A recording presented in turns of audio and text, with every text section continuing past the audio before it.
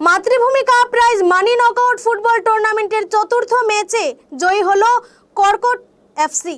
টান টান উত্তেজনার মধ্যে মাতৃভূমি cup prize money knockout football টুর্নামেন্টের চতুর্থ খেলায় সম্পন্ন হলো বুধবার।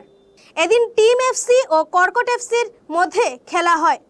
খেলার শুরুর প্রাক্কালে উভয় দলের খেলোয়াড়রা নিজেদের ঘাম ঝরিয়ে নেন। প্রথমার্ধের খেলায় দুর্দান্ত খেলার প্রদর্শন করে উভয় দল, কোনো দলই গোল করতে পারেনি।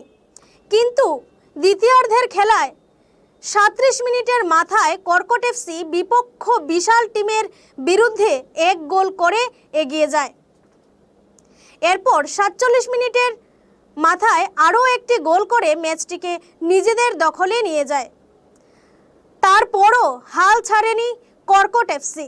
খেলার শেষ মুহূর্তে কর্কট এফসি 3-0 গোলে বিজয়ীরা শিরোপা অর্জন করে। খেলায় মুখ্য অতিথি হিসেবে উপস্থিত ছিলেন সমাজসেবী খলিল আহমেদ বরভুইয়া। তিনি কর্কট এফসির সেরা খেলোয়াড় রুয়াতার হাতে ম্যান অফ দ্য ম্যাচ পুরস্কার তুলে দেন। এক কথায় যতই দিন গড়াচ্ছে ততই জমে উঠেছে মাতৃভূমি cup prize money knockout football tournament.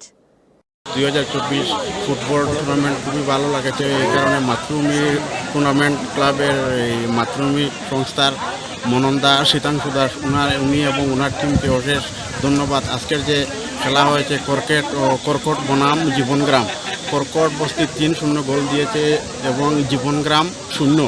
এর জন্য জীবনগ্রাম অর্থাৎ মানে বিশাল এফসি, হ্যাঁ বিশাল এফসি দুনো টিমকে অশেষ মানে ধন্যবাদ জ্ঞাপন করছি। কেমন লাগে? বেতালা রোহিত লাগে বেতালা খেলা করে আগুর খেলা করম না আর ইলা খেলা হইতো না আর হইতো না আজকে মানে ফাইনাল বুঝা যায়। কোন কোন টিমের খেলা আজকে? কর্কট আর জারলতলা শুনছি। মাইক নাই তুই নকইন না। ধলাই থেকে প্রীতম কুমার নাথের রিপোর্ট, গণ আওয়াজ।